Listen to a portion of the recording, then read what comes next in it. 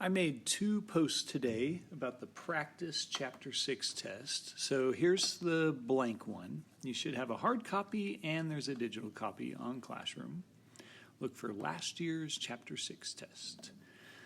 And here are the answers to the test. I posted these. It really dwells a lot on this right here, expected value. So hopefully you can see this. This one isn't just 1 times 0.3 plus 2 times 0.2, but look, they're charging 25 a guide. So you had to alter the x's here. So I did 1 times 25, 2 times 25, 3 times 25, and so on. All right, hopefully that formula is getting stuck in your head and you're thinking it's easy. This is probably one of the most common missed questions. I've used this question, I'd say 2 or 3 times in the past, 2 or 3 different years, and it is a very commonly missed problem. So first off, on this problem, they changed the notation. So this is kind of purposeful on my part. I found it because who knows, they could change notation on you, and you got to be ready for the fact that var stands for sigma squared. And a couple of these are tempting to pick, but only one right answer. So I wrote down why the answers are wrong next to them. Hopefully that makes sense. So moving on. This is binomial, so practice plugging into that formula I wrote just to the right of it. This one I hope is very, very easy. At least $1,000, so you're just adding up probabilities. So the numbers above, 1,000, 4,000, and 10,000, those are just reference marks. We need to add up the 3 probabilities there. More expected value. Interpreting expected value, another binomial.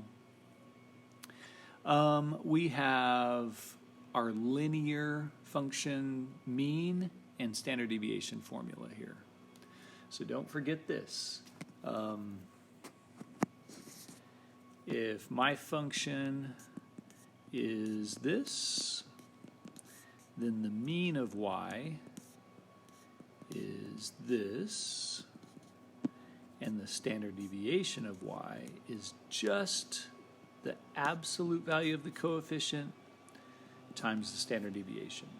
You ignore the constant.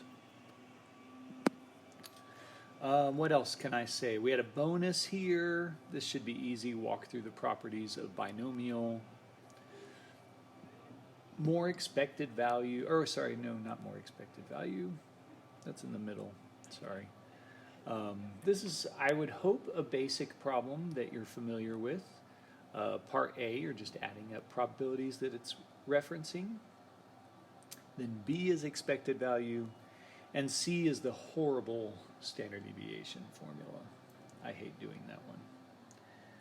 You don't have to show those middle 2 terms if you don't want to. You can do ... but I showed it so you know you could check your work. So this problem right here is commonly partial right. I've given this problem like 4 or 5 different times over the many years I've taught. And typically everyone gets part A right. Typically everyone gets on part B the mean right, but they always tend to miss the standard deviation. They always tend to want to write 10 for the answer because they just want to add the 2 standard deviations. But you have to square them, then add, then square root.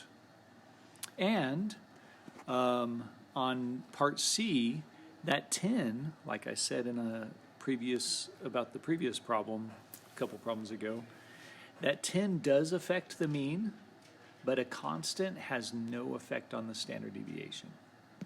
All right? And that was it. That was the practice test. Hope it makes sense.